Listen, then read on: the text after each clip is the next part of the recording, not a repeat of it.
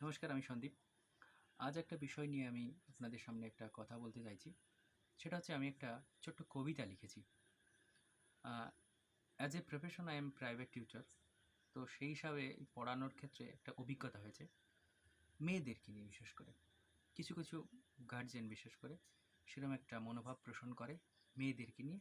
সেই মনোভাবের বেসিসে আমি কোনোদিন কবিতা লিখিনি। এই প্রথম একটা চেষ্টা আমি করেছি স্বল্প ছোট্ট একটা কবিতা। তো কবিতাটা কেমন হয়েছে ও মেয়ে জাতিকে নিয়ে লেখা, মেয়েদেরকে নিয়ে স্পেশালি। তো কেমন হয়েছে সেটা অবশ্যই আপনারা জানাবেন। আপনাদের মতামত অবশ্যই গ্রহণযোগ্য। ভুল ত্রুটি অবশ্যই মার্জনীয়। আমি কোনো প্রফেশনাল নই। আমার পূর্বের কোনো অভিজ্ঞতাই নেই কবিতা লেখার। তো সেই বিষয়টা নিয়ে একটু বলছি। প্রথমে আর একবার সরি বলে নিচ্ছি, আমি কবিতার ছন্দ, তাল কিছুই বুঝি না। আমি বাংলার স্টুডেন্টও নই। তবু একটা চেষ্টা আমি করেছি। কবিতাটার নাম হচ্ছে বংশের প্রদীপ। ছেলে চাই, ছেলে চাই, চাই বংশের প্রদীপ। মেয়ে চাই না, উচ্ছনে যাক মেয়ের জাতি, বংশ হোক ছাপ। এই যদি হয় মোদের ভাবনা, তবে আর মেয়ে রবে না।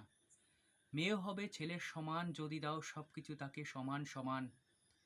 মেয়েরাও মায়ের জাতি, জেনে রাখো ভাই। মায়ের শিক্ষা হলে পরে জ্বলবে আলো ঘরে ঘরে। এইটুকুই লিখেছি। কারণটা পরে একদিন বিস্তারিত বলবো। এইটুকুই লিখেছি, কেমন হয়েছে বলবেন। তো সমস্ত মেয়েরা ভালো থাকুক, মেয়ের জাত ভালো থাকুক। তো মায়ের শিক্ষা যদি হয় তো শিশু শিক্ষা অবশ্যই হবে। তো মায়ের শিক্ষাটার প্রায়োরিটি সবচেয়ে আগে।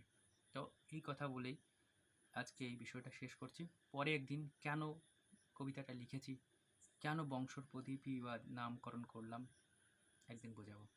ধন্যবাদ, সকলে ভালো থেকো।